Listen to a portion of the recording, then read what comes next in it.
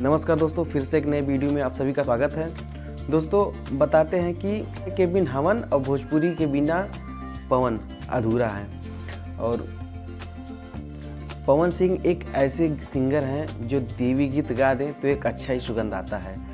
अब बात करें छठ गीत के बारे में तो छठ गीत फीलिंग्स है और पवन सिंह लोगों के दिलों में बसते हैं। अब बात करें छठ गीत के बारे में तो छठ गीत फीलिंग्स है, पवन सिंह लोगों के दिलों में बसते हैं। और आज के इस वीडियो में उसी पवन सिंह के 5 ऐसे गाने सुनाने वाले हैं जो कि छठ का है। उसको आप छठ पूजा में बजा दीजिएगा तो मज़ा ही आ जाएगा। तो आप सब ये गाना सुन लीजिए और अगर आपके घर गांव में ये छठ पूजा मनाया जाता है, ये 5 गाना नोट कर लीजिएगा और ये गाना जरूर बजाइएगा। अब बताते हैं कि पहले गाने के बारे में। ये गाना इतना प्यारा है कि 10 साल के बाद भी दोबारा अपलोड कर दिया गया था और ये ट्रेंडिंग में आ गया था। ये पवन सिंह का सबसे प्यारा गाना है कि पवन सिंह को पावर स्टार बना देता है। ये गाना है छठी माई के करब हाथ जोरिया। दोस्तों दूसरा गाना बताते हैं।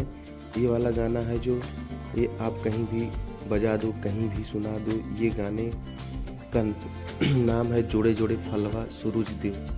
इस गाने का टोन, इस गाने में पवन सिंह का प्रेजेंस इतना प्यारा है, इतना प्यारा लगता है दोस्तों। अब बताते हैं तीसरे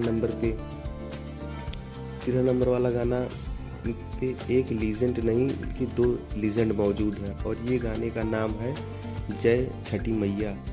इसमें सोनू निगम ने गाया है।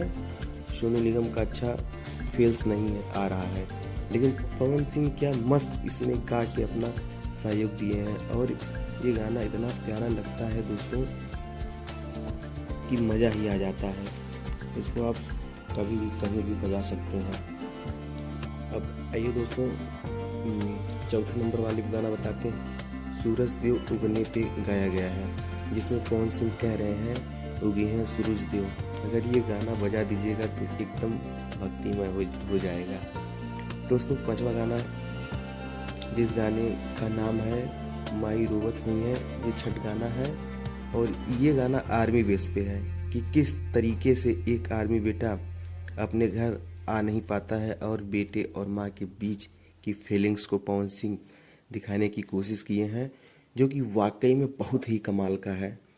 और ये गाना बहुत ही हिट है, सुन के देखिएगा, बहुत ही मज़ा आ जाएगा।